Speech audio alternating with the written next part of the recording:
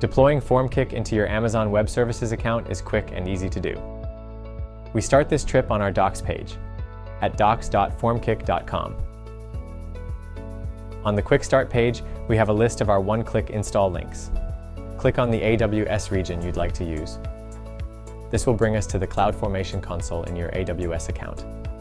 On this page, you'll see that we have an existing template already pre-populated from that one-click installation link. We'll go ahead and click the Next button. You will want a stack name that makes sense for the environment you're deploying to. In this case, we'll give it a good name for a dev stack. We'll use our email address as the administrator. As the installation is completing, we will receive an email that allows us to set up our account password. We'll also enter an app environment name. This will allow us to identify our FormKiQ installation in case we have multiple deployments in our AWS account.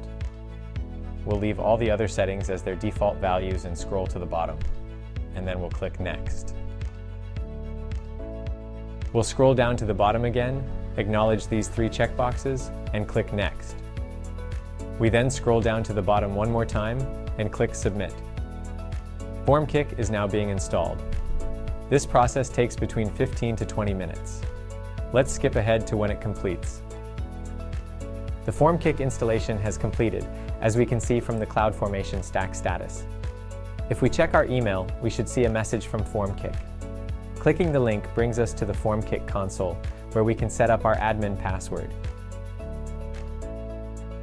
And now we can log into our new FormKiQ installation.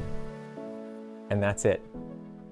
FormKiQ is ready to use, and it's all contained inside of your AWS account. Thanks for watching.